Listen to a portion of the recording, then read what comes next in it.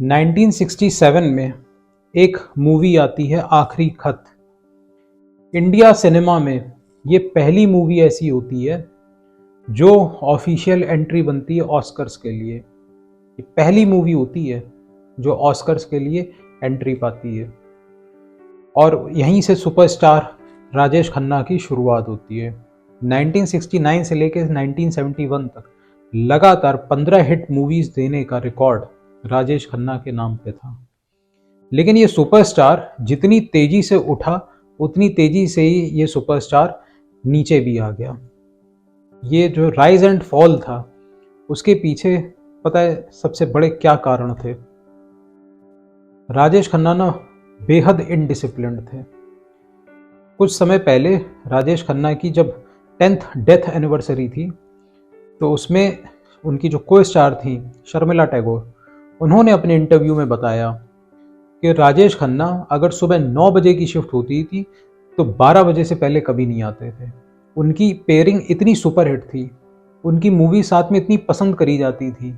आप सबने ये गाना सुना होगा, मेरे सपनों की रानी कब आएगी तू, आए रुत मस्तानी। ये गाना राजेश खन्ना और शर्मिला टैगोर पे फिल्माया गया है।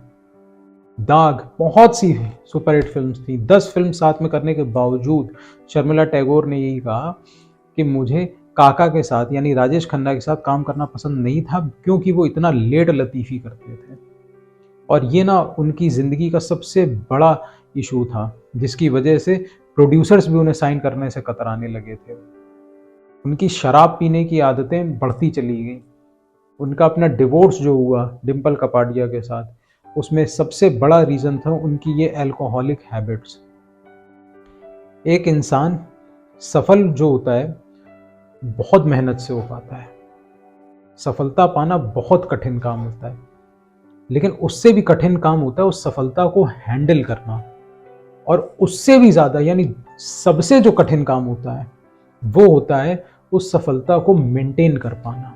जब आप ना एकदम पीक पे पहुंच गए हैं, नंबर 1 है, लेकिन आप उसको बरकरार करो, आप उसको मेंटेन कर सको। वो चीज़ राजेश खन्ना नहीं कर पाए। वो अपनी सक्सेस को हैंडल ही नहीं कर पाए और उसके बाद उनके करियर में फॉल आ गया। उन्होंने सक्सेस को फॉर ग्रांटेड ले लिया और अपनी शराब पीने की लत की वजह से, लेट लतीफ़ी की वजह से वो बहुत तेज़ी से डिक्लाइन कर गए और 1975 तक यानी 4 साल के अंदर इंडस्ट्री में टॉप के एक्टर अमिताभ बच्चन बन चुके थे, जो कि सेट पे टाइम से आते थे। कभी भी शराब वगैरह से वो दूर रहे और उन्होंने हमेशा डिसिप्लिन के साथ काम किया।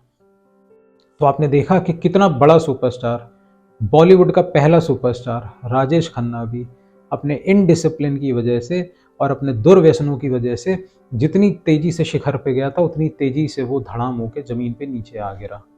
दूर रहिएगा दुर्व्यसनों से भी और इनडिसिप्लिन से भी, और पंक्चुअलिटी को मेंटेन करना, चाहे स्कूल जाओ, कॉलेज जाओ या ऑफिस जाओ।